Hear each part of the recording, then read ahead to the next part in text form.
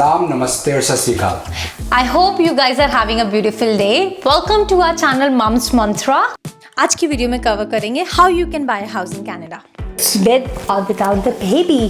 If you are new to our channel, thank you so much for stopping by. मैं Richie, मैं दीपक और we are a proud parents of 15-month-old sweet baby girl Arshia. And this is Arshia, our 15-month-old.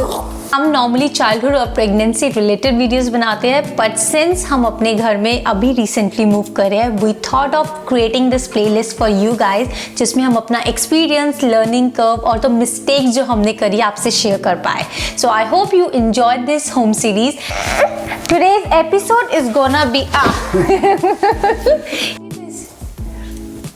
So before jumping into a market, what we did, we as a couple, we sit together, talk about our finances and talk about it, how mentally we are ready to buy the house, right? Right. जो 3 चीज़ें as a couple जो आपको mutually decide करनी है वो ये.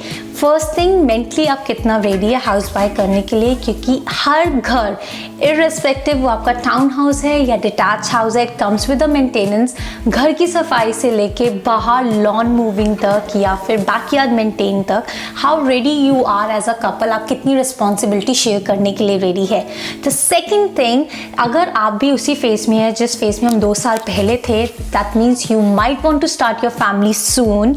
तो आप भी कंसिडर करना चाहेंगे कि क्या आप अपने बच्चे को कॉन्डो में या रेंटेड प्रॉपर्टी में रेस करना चाहते हैं वर्सेस योर ओन प्रॉपर्टी, जहाँ पे उसके लिए ज़्यादा प्राइवेसी होएगी, मे बी बैकयार्ड होगा खेलने के लिए. These were the factor we decided on. And the third but the fourth most important factor was the financial. Right. So हमारा जो स्टार्टिंग में सबसे जो हमारा ऑब्जेक्टिव था कि हमें रेंटिंग वाले फेज से निकलकर हमें एक घर लेना है, क्योंकि जो अमाउंट हम रेंटिंग के लिए पे कर रहे हैं, say for example we started paying like $1,200 and तक. तो हमें ये था कि क्यों ना हम अपना एक घर ले लें और ये जो मनी है वो हम डाउन पेमेंट के लिए यूज़ करें ताकि हम इक्विटी भी बिल्ड कर पाएँ.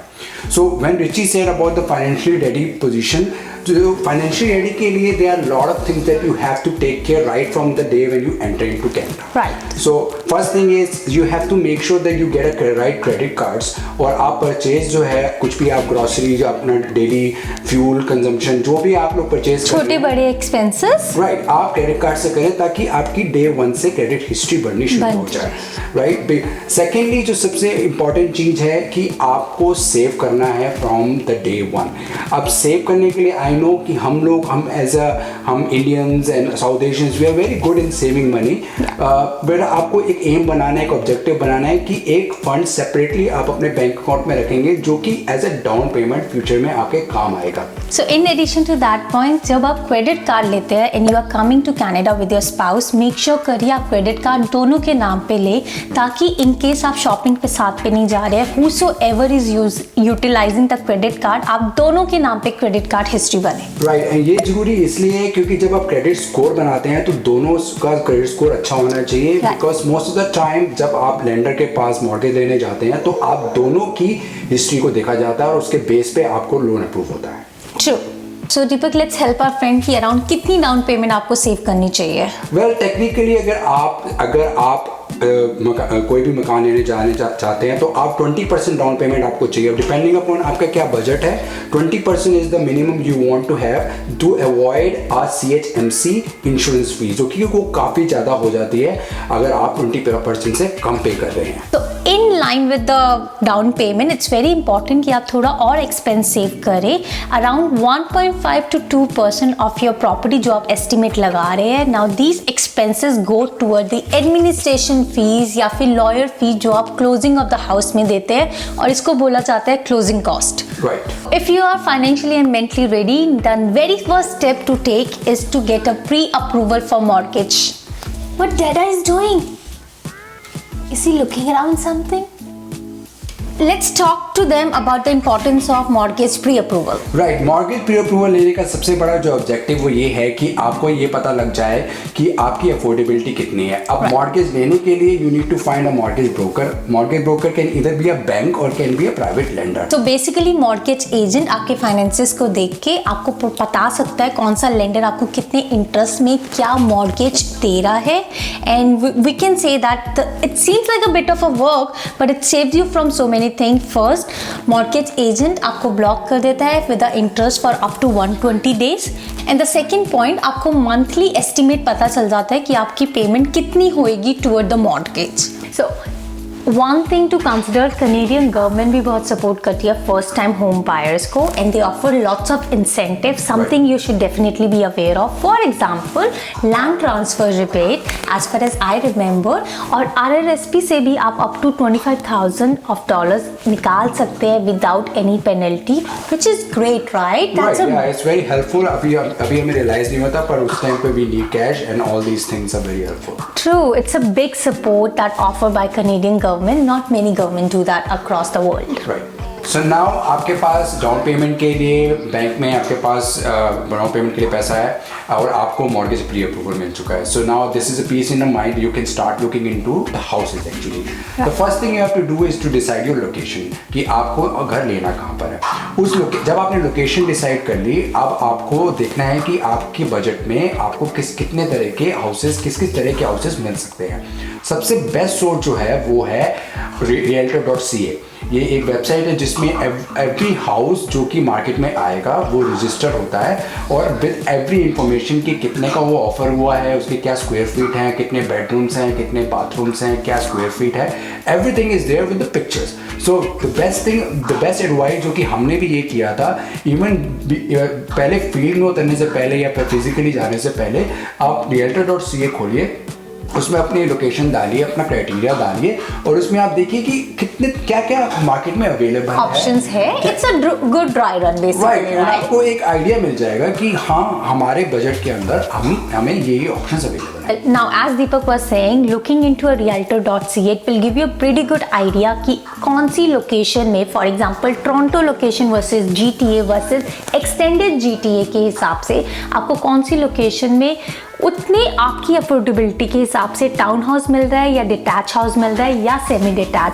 Please keep in mind GTA and Toronto area में जो घर आपको अराउंड मिलियन या मिलियन से अबव का मिलेगा वो एक्सटेंडेड GTA में no doubt within 600 to 700,000 easily brand new मिल सकता है. So the crucial step now is to find a good realtor. Realtor could help you in so many ways. Actually, realtor could be your best friend, right? Right. Say realtor negotiate करता है आपके behalf में if there are back and forward too many offers with the selling party. अच्छा realtor आपको help कर सकता है inputs देने में, कौन सी प्रॉपर्टी वर्थेड है अराउंड किस प्राइस में ऑफरिंग के लिए. अपार्ट एक रियल्टर आपके लिए रिसर्च कर सकता है लुकिंग अराउंड कि इस एरिया में प्रॉपर्टीज कितने प्राइस में बिकी हुई है and they have a early access to all the listing, जिसके कारण आप पहले जाके प्रॉपर्टी देख सकते हैं. On top cherry on a cake is कि आपको रियल्टर को कुछ पे नहीं करना पड़ता. It's only the selling party who is actually paying to the seller.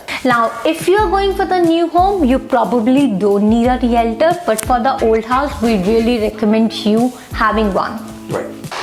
Now, talking about buying a new house versus an old house, well, both has their own pros and cons. For example, new house may have a cons regarding आपको driveway बनवाना पड़ेगा, आपको backyard बनवाना पड़ेगा, but it comes with a charm कि आप अपने brand new घर में जा रहे हैं जो नया बना है, बहुत जो बिल्कुल नया बना है, आपकी चॉइस के हिसाब से उसमें कैबिनेट्स है, वॉल्स है, वर्सेस द ओल्ड हाउस जहाँ पे सब कुछ आपके लिए डिजाइन हुआ है, आपको बैकयार्ड प्रॉबेबली बना हुआ मिले, आपके लिए ग्रासिंग की होगी, अच्छा सा ड्राइवे बना होगा, अंदर इंटीरियर काम किया होगा.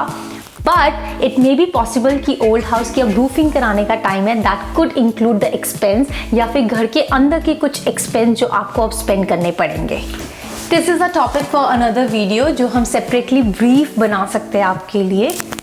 यू माइट फाइंड कि वीडियो बहुत ओवरवेलमिंग है, बहुत लंबी है, but we want to encourage you guys not being disappointed कि आप भी अपना घर अफोर्ड कर सकते हैं कनाडा में with a lot of hard work and a cost smart move. Right, and it doesn't matter कि आप किस स्टेज में हैं अभी. मे बी आप स्टूडेंट हैं, आप इंटरनेशनल स्टूडेंट आप पढ़ने आए हुए हैं, maybe you are you just started working for your new job और समथिंग. जस्ट मेक श्योर कि आप राइट स्टेप्स लें, आप इन्फॉर्म्ड रहें और आप सेव करना शुरू करें। आपका एम रहना चाहिए कि आपको आज से 2 साल 3 साल बाद you wanted to buy your own house. Simple philosophy जो हमने रेफर करी is buying a house is a big step for both of us. It's a big achievement जो अपनी लाइफ में हम टुगेदर कर रहे हैं। So it should be rewarding, it should not be a burden कि हम एक हाउस ले लें अपनी अफोर्डेबिलिटी के बाहर और फिर उसकी डाउन पेमेंट या उसकी मंथली पेमेंट के लिए बस पिलते रहे and not get a time for ourself. If you want to get more familiar with us, you can watch more videos of on our playlist at the Mom's Mantra YouTube channel. Right, and don't forget to subscribe for our upcoming videos because हम लोग इस पूरी series को cover करना चाहते हैं जिसमें हम शो करेंगे कि एक डिटेल प्रोसेस की आप मॉर्गेज एजेंट कैसे फाइंड करें, रियल्टर कैसे फाइंड करें, बैंक से कैसे डिस्कस करें, how to get the best possible rates. बस सब कुछ इसी वीडियो में नहीं बताना है। Subscribe please. Thank you. If you're new to our channel, welcome. If you're new to come on.